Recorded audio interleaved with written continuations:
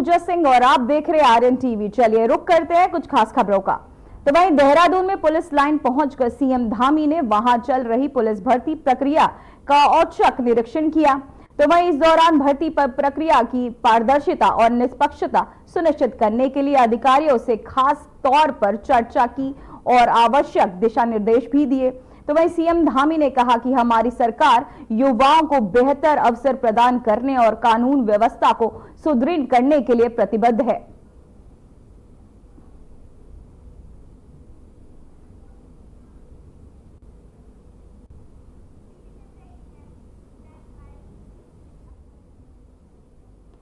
तो वहीं आपको बताते चले विकसित भारत विकसित उत्तराखंड प्रदर्शनी, जहां सीएम धामी ने किया प्रदर्शनी का शुभारंभ। वहीं विकसित भारत विकसित उत्तराखंड की प्रदर्शनी, जहां आपको बताते चले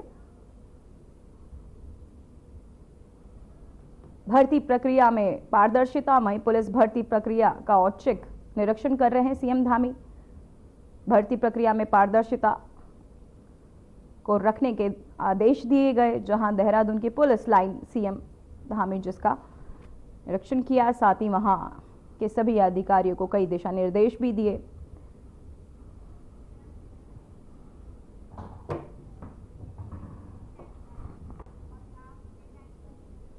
तो वहीं एक बड़ी खबर सामने आ रही है, जहां विकसित भारत विकसित उत्तराखंड प्रदर्शनी की गई, जहां सीएम धामी ने किया प्रदर्शनी का शुभारंभ।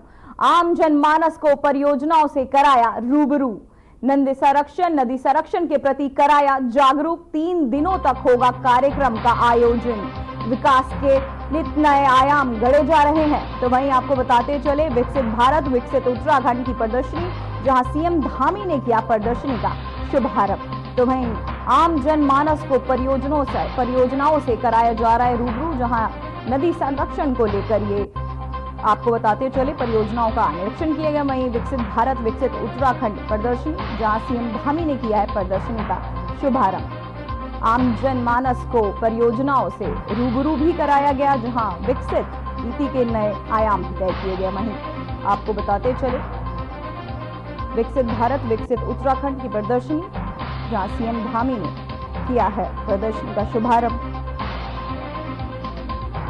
साथ ही विकसित भारत उत्तराखंड प्रदर्शनी,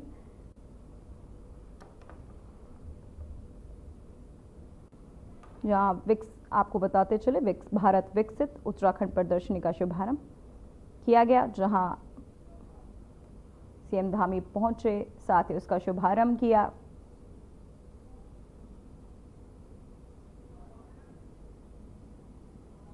विकसित भारत उत्तराखंड की प्रदर्शनी।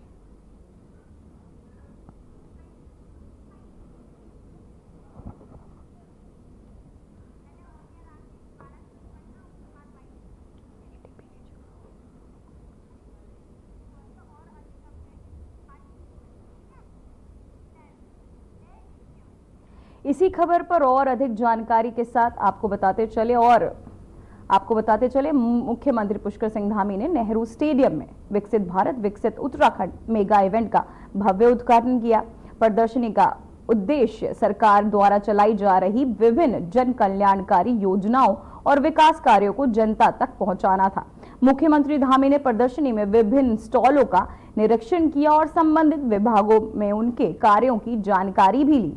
इस अवसर पर शिक्षा, स्वास्थ्य और ऊर्जा, कृषि, पर्यटन और डिजिटल भारत से जुड़े मुद्दों पर विशेष ध्यान केंद्रित किया गया। वहीं मुख्यमंत्री ने अपने संबोधन में कहा कि प्रधानमंत्री नरेंद्र मोदी के नेतृत्व में भारत सरकार विकसित भारत की ओर बढ़ रहा है और वहीं 2047 आपको बताते चले जिसका उद्देश्य है भारत को वैश्विक स्तर पर आर्थिक, सामाजिक और पर्यावरणीय स्थिरता के क्षेत्र में अग्रणी बनाना।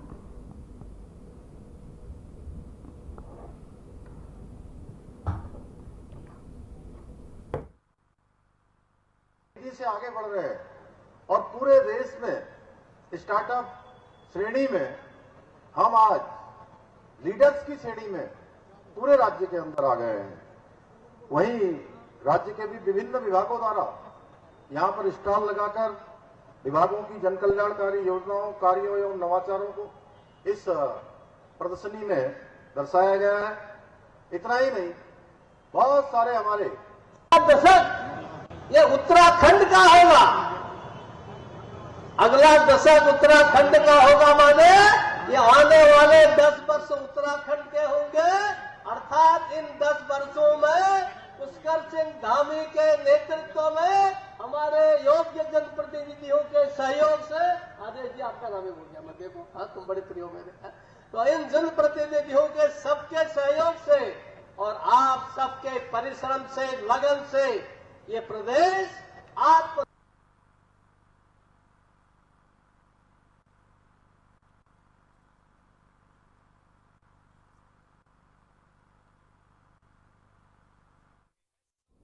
तो वहीं विकसित भारत विकसित उत्तराखंड प्रदर्शनी में सीएम धामी ने क्या कुछ कहा, आइए आपको सुनाते हैं। भारत माता की। विकसित भारत विकसित उत्तराखंड प्रदर्शनी और इस संवाद कार्यक्रम में मंच पर आसीन अभी आप सब लोगों ने जिनको सुना, उत्तराखंड राज्य के पूर्व मुख्यमंत्री, पूर्व राज्यपाल श्री कोश्यारी जी, मंच पर आसीन उत्तराखंड सरकार के पूर्व मुख्यमंत्री और हरिद्वार के लोकप्रिय सांसद आदरणीय त्रिवेंद्र सिंह रावत जी, इस पूरे प्रदर्शनी और अनेक लोगों को, स्टार्टअप, यहाँ के हमारे नए उद्यमी, उन सभी को इन प्रदर्शनियों के माध्यम से अवसर देने का काम, आगे बढ़ाने का काम, जिनके संयोजन में पिछले 3 वर्षों से लगातार आगे बढ़ रहा है। आदरणीय नरेश बंसल जी, राज्यसभा की सांसद हमारी दीदी आदरणीय कल्पना सैनी जी, मेयर रुड़की अनीता अग्रवाल जी, रुड़की के लोकप्रिय विधायक आदरणीय प्रदीप बत्रा जी, रानीपुर क्षेत्र के लोकप्रिय विधायक भाई आदेश चौहान जी, श्री राजेंद्र चौधरी जी उर्फ किरण चौधरी जी, जिला पंचायत के अध्यक्ष शोभाराम प्रजापति जी, सिद्धार्थ जी, तरुण गौतम जी, प्रवीण सिंधु जी, स्वामी यतीश्वरानंद जी, संजय गुप्ता जी, देशराज कर्णवाल जी, गौरव कौशिक जी, पूर्व विधायक आदरणीय सुरेश चंद्र जैन जी, श्यामवीर सैनी जी, मंच पर आसीन हमारे सभी नेतागण, इस अवसर पर पधारे हमारे सभी बड़े बुजुर्ग, सभी उपस्थित हमारी मातृशक्ति, मेरे सभी नौजवान युवा साथियों, बड़े बुजुर्गों और बड़ी संख्या में मैं देख रहा हूं कि इस कार्यक्रम में आज हमारे छात्र एवं छात्राएं भी आए हैं। सभी मेरे प्रिय छात्र एवं छात्राएं, मीडिया के हमारे सभी मित्र, मैं आज विकसित भारत उत्तराखंड विशाल मेगा प्रदर्शनी के शुभारंभ अवसर पर आप सभी का हृदय से स्वागत करता हूं, आप सबका अभिनंदन करता हूं। विकसित हो रहे भारत और उत्तराखंड की अद्भुत और जीवंत छवि को प्रस्तुत करने के लिए सुंदर और ज्ञानवर्धक इस प्रदर्शनी में निश्चित रूप से आप सबके बीच में आकर एक बहुत ही शानदार और एक ऐसा वातावरण जिसमें हम सभी को एक नए भारत की झलक दिखाई दे रही है, एक खुशी का यहां पर सबको अनुभूति हो रही है। मुझे प्रसन्नता है कि अभी मंच में आने से पहले आदमी नरेश बंसल जी भी मुझे पूरी प्रदर्शनी में लेकर गए थे, जहां डीआरडीओ द्वारा, इसरो, टीएचडीसी और भारतीय मानक ब्यूरो के साथ ही अनेक केंद्रीय एजेंसियों द्वारा स्टॉल लगाकर विकसित भारत एवं आत्मनिर्भर हो रहे भारत की उपलब्धियों के विषय में यहां बताया जा रहा है। अनेक नए नए स्टार्टअप नवाचार कर रहे हैं, तेजी से आगे बढ़ रहे हैं और पूरे देश में स्टार्टअप श्रेणी में हम आज लीडर्स की श्रेणी में पूरे राज्य के अंदर आ गए हैं। वहीं राज्य के भी विभिन्न विभागों द्वारा यहां पर स्टॉल लगाकर विभागों की जनकल्याणकारी योजनाओं, कार्यों एवं नवाचारों को इस प्रदर्शनी में दर्शाया गया है। इतना ही नहीं, बहुत सारे हमारे स्वयं सहायता समूह, सेल्फ हेल्प ग्रुप के द्वारा भी विभिन्न स्टॉलों को लगाकर उनको प्रदर्शनी एवं बिक्री के लिए रखा गया है, जो उत्तराखंड में आज मजबूत हो रही ग्रामीण अर्थव्यवस्था की भी मिसाल प्रस्तुत कर रहे हैं। मैं संक्षिप्त शब्दों में यदि कहूं तो न केवल आदरणीय प्रधानमंत्री श्री नरेंद्र मोदी जी के कुशल नेतृत्व में हमारे देश को मिल रही उपलब्धियों को उजागर कर रही हैं, बल्कि आगामी 2047 तक भारत को विकसित राष्ट्र बनाने की दिशा में प्रतिबद्धता से जन जन को जोड़ने का काम कर रही है। जन गण मन को आगे लेकर विकसित भारत का संकल्प आगे बढ़ रहा है। भाइयों बहनों, हमारा राष्ट्र जो प्राचीन काल से ज्ञान, विज्ञान और कला और संस्कृति के क्षेत्र में, अब फिलहाल वक्त हो चुका है एक छोटे से ब्रेक का।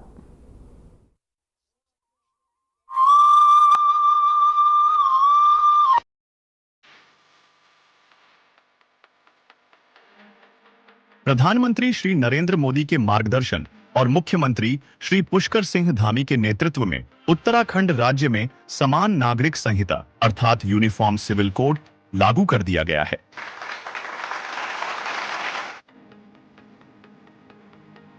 इस ऐतिहासिक कदम ने समान नागरिक अधिकारों और एक समान न्याय व्यवस्था की नींव रखी है।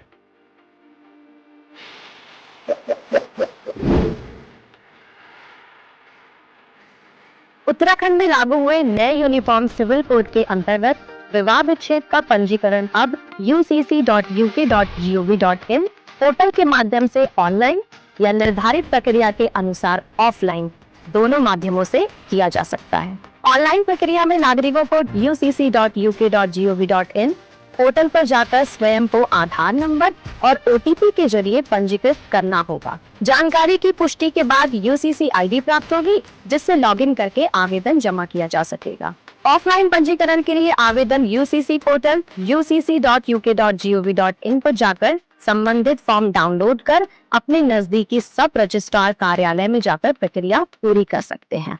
यदि विवाह विच्छेद UCC लागू होने के बाद हुआ है तो पहले विवाह का पंजीकरण करवाना अनिवार्य होगा, लेकिन यदि विवाह विच्छेद UCC लागू होने से पहले हुआ है तो विवाह पंजीकरण करवाना अनिवार्य नहीं होगा।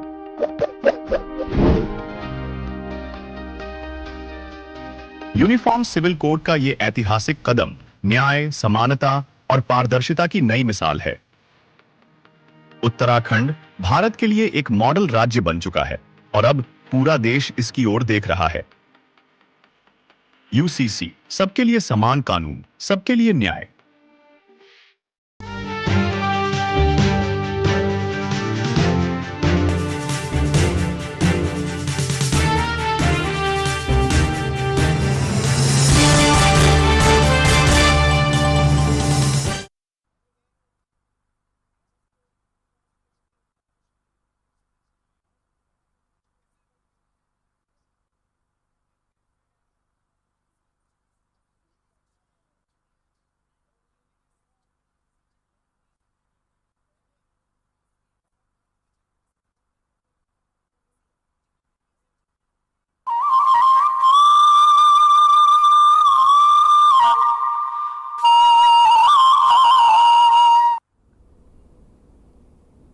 ब्रेक के बाद खबरों में एक बार फिर से आपका स्वागत है।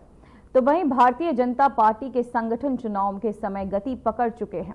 हाल ही में बीजेपी ने अपने सभी मंडल अध्यक्षों की घोषणा की थी और अब पार्टी जिला अध्यक्षों की घोषणा करने की तैयारी में है।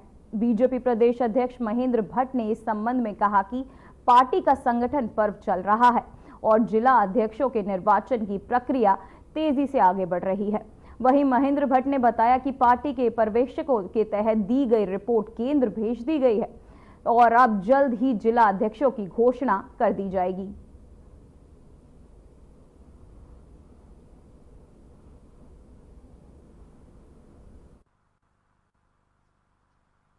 कि हम जिला अध्यक्ष की निर्वाचन की प्रक्रिया की ओर बढ़े। कल जो पर्यवेक्षक सब जिलों के अंदर गए थे, उनके द्वारा जो रिपोर्ट दी गई वो मेरे द्वारा, हमारे चुनाव अधिकारी खजान दास जी द्वारा, हमारे महामंत्री संगठन जी द्वारा, माननीय मुख्यमंत्री जी द्वारा हमने वो रिपोर्ट अपने जो राष्ट्रीय जो हमारे पर्यवेक्षक हैं चुनाव के, राजकुमार चहर जी, उनको हमने सौंप दी है। और मुझे लगता है कि बहुत जल्दी उनके द्वारा भी सब प्रकार की चर्चाओं के बाद और विधिवत रूप से हम प्रदेश के जो जिले के अध्यक्ष की घोषणा कर देंगे और उसके बाद प्रदेश अध्यक्ष के चुनाव की विधिवत घोषणा केंद्र द्वारा होगी।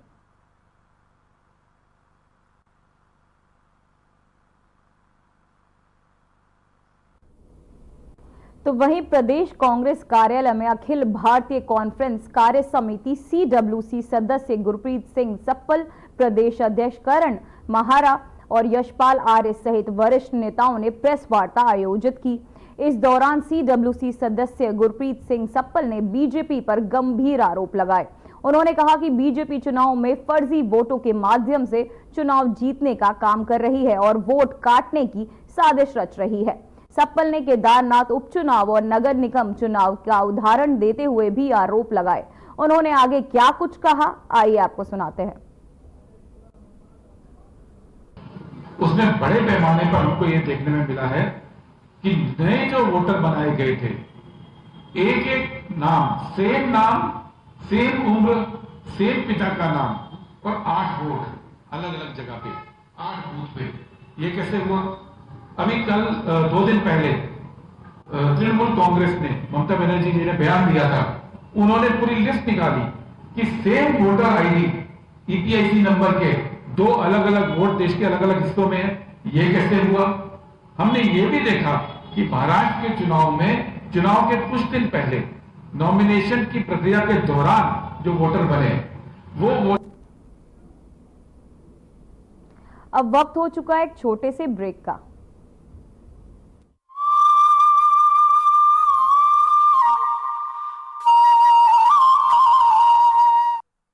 प्रधानमंत्री श्री नरेंद्र मोदी के मार्गदर्शन और मुख्यमंत्री श्री पुष्कर सिंह धामी के नेतृत्व में उत्तराखंड राज्य में समान नागरिक संहिता अर्थात यूनिफॉर्म सिविल कोड लागू कर दिया गया है। 27 जनवरी 2025 से उत्तराखंड पहला ऐसा राज्य बना है जहां अब लिव इन रिलेशनशिप का पंजीकरण अनिवार्य किया गया है। UCC पोर्टल ucc.uk.gov.in के माध्यम से लिव इन रिलेशनशिप का पंजीकरण ऑनलाइन या निर्धारित प्रक्रिया के अनुसार ऑफलाइन कराया जा सकता है। ऑनलाइन प्रक्रिया में नागरिक ucc.uk.gov.in पोर्टल पर जाकर स्वयं को रजिस्टर करेंगे। इसके लिए आवेदककर्ता को अपना आधार कार्ड नंबर और OTP प्रदान करना होगा।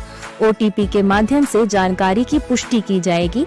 इसके बाद SMS के माध्यम से मिली UCC ID पर लॉगिन करके आवेदनकर्ता रजिस्ट्रेशन के लिए अपना आवेदन ऑनलाइन जमा कर सकते हैं। ऑफलाइन पंजीकरण के लिए आवेदक UCC पोर्टल पर जाकर संबंधित फॉर्म डाउनलोड करके इसे भरने के बाद संबंधित रजिस्ट्रार कार्यालय में जमा कर सकते हैं। लिव इन रिलेशनशिप को रजिस्टर करने के 2 मुख्य परिस्थितियां हैं।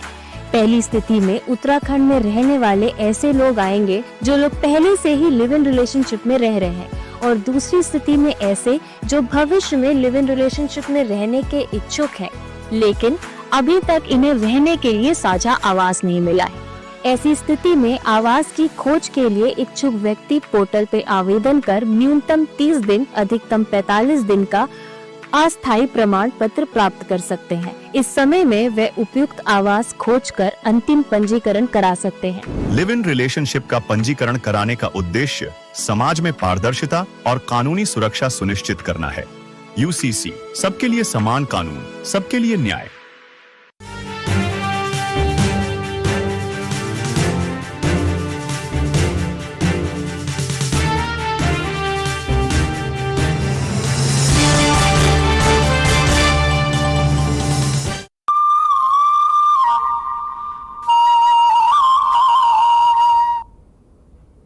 ब्रेक के के बाद खबरों में एक बार फिर से आपका स्वागत है।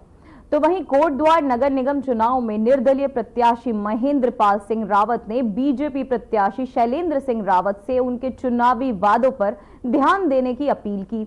मीडिया से बातचीत करते हुए महेंद्र पाल सिंह रावत ने कहा कि शैलेंद्र सिंह रावत ने अपने चुनावी घोषणा पत्र में कई महत्वपूर्ण वादे किए थे, जिन्हें अब पूरी गंभीरता से लागू किया जाना चाहिए। उन्होंने ये भी कहा कि अब ट्रिपल इंजन सरकार बन चुकी है, ऐसे में बीजेपी प्रत्याशी को अपनी जिम्मेदारियों को निभाने में कोई देरी नहीं करनी चाहिए। मैनिफेस्टो इस उत्तराखंड और बेसिकली कोटद्वार की जनता के बीच रखा था, उसको निभाने का काम करेंगे। और जनता त्रस्त है, आप जानते हैं विगत 25 सालों से उत्तराखंड का कोई भी काम यहाँ पे हुआ नहीं है। कभी डबल इंजन की सरकार, अब ट्रिपल इंजन की सरकार हो चुकी है यहाँ पे। हम चाहते हैं कि कहीं ना कहीं जो गरीब और युवा और महिलाएं, उनको कहीं ना कहीं एक सुविधापूर्ण जो योजना है उनको देने का काम करेंगे, जिसके माध्यम से कोटद्वार का उत्थान हो।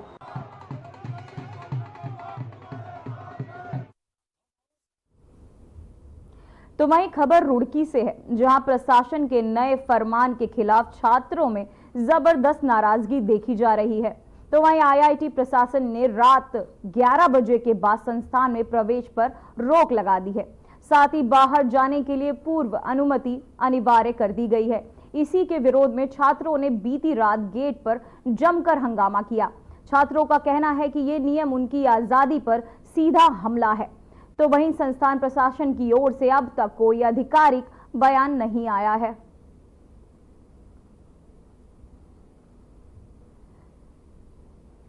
तो वहीं उत्तराखंड के मुख्यमंत्री पुष्कर सिंह धामी के निर्देश पर अवैध मदरसों के खिलाफ राज्य भर में ताबड़तोड़ कार्रवाई की जा रही है। इस कार्रवाई का मुस्लिम समुदाय ने विरोध किया है और बड़ी संख्या में मुस्लिम संगठन के लोग आज डीएम कार्यालय पहुंचे, जहां मुस्लिम संगठनों के सदस्य प्रशासन के खिलाफ जमकर नारेबाजी की। उनका आरोप था कि प्रशासन अवैध मदरसों के नाम पर मुस्लिम समुदाय को उत्पीड़ित कर रही है। इसके चलते कई बेगुनाहों को परेशान किया जा रहा है।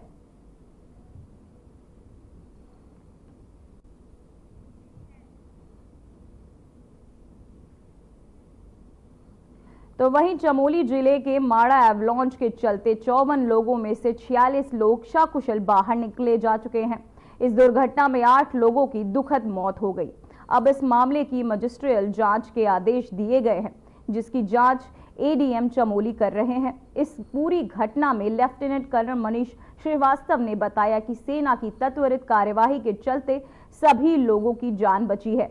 उन्होंने बताया कि दुर्घटना स्थल से 1.5 से 2 किलोमीटर की दूरी पर सेना का कैंप था, जहां से सेना ने आईटीबीपी के जवानों ने तमाम उपकरणों के साथ ऑपरेशन शुरू किया। जी, ऐसा है कि ये जो हमारी पोस्ट थी, ये जनरली क्योंकि हाई ऑल्टीट्यूड में रहती है तो काफ़ी इक्विपमेंट इनके पास रहता है। इससे रिलेटेड जो रेस्क्यू ऑपरेशन होता है या फिर किसी किस्म के अपनी सिक्योरिटी से अपने पेट्रोलिंग के लिए, तो इनके पास काफ़ी इक्विपमेंट अपने आप रहता है। तो फॉर्चुनेटली उनके पास इतना सामान था कि वो लोग अपने इस रेस्क्यू ऑपरेशन को अंजाम दे सके। प्रॉब्लम केवल ये रही कि वेदर क्योंकि बहुत ज़्यादा ख़राब था, बर्फ़ बहुत पड़ रही थी और बारिश बहुत ज़्यादा हो रही थी, ठंड भी बहुत ज़्यादा थी, तो उस वजह से कुछ इक्विपमेंट जो हमारे पास थे, जैसे हम लोगों ने यूनिट के पास ड्रोन्स थे, आरपीवीज थे, ये सब बारिश और बर्फ़ के टाइम पे इतना इफेक्टिव नहीं हो पाते हैं। तो वहीं चमोली के विंटर डेस्टिनेशन औली में बर्फबारी की ओर हिमस्खलन के अलर्ट के बाद प्रशासन ने भी होटलों, लॉज और होम स्टे में ठहरने वाले पर्यटकों को सुरक्षा कारणों से ज्योतिर्मठ की ओर लौटने का आदेश दिया है।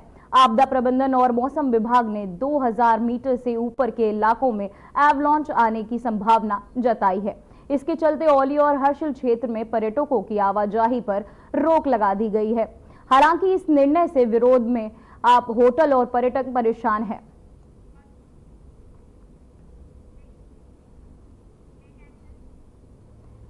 तो वहीं चमोली से एक बड़ी खबर सामने आ रही है। चमोली में फिर से एवलॉन्च आने की चेतावनी। डीएम ने भी अधिकारियों को रखा अलर्ट मोड पर। पहाड़ी इलाकों में आवाजाही पर रोक। प्रयागराज, उत्तरकाशी, पिथौरागढ़ में हिमस्खलन का अलर्ट। तो वहीं चमोली में फिर से आपको बताते चले एवलांच आने की चेतावनी दी गई, जहां आपको बता दें कि पहाड़ी इलाकों में आवाजाही पर रोक लगा दी गई। डीएम ने भी सभी अधिकारियों को अलर्ट मोड पर रख दिया है।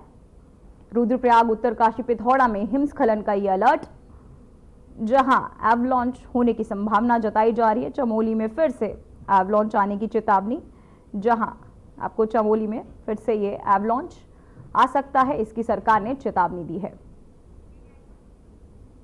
तो वहीं हरिद्वार रुड़की विकास प्राधिकरण ने रावली महदूद स्थित एचपी पेट्रोल पंप के पिछले लगभग 10 बीघा क्षेत्र में अवैध रूप से की गई प्लॉटिंग पर बड़ी कार्यवाही की है। इस अवैध प्लॉटिंग कार्य के खिलाफ पहले ही नोटिस जारी किया गया था, लेकिन अनुपालन न होने के कारण प्राधिकरण ने अनाधिकृत निर्माण और विकास कार्य को ध्वस्त करने का आदेश पारित किया।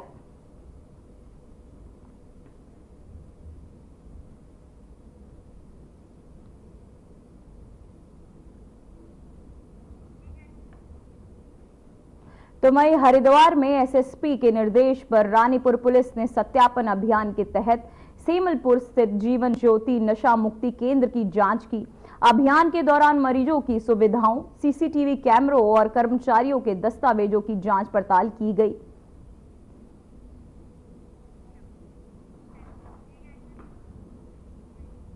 फिलहाल बुलेटिन में बस इतना ही।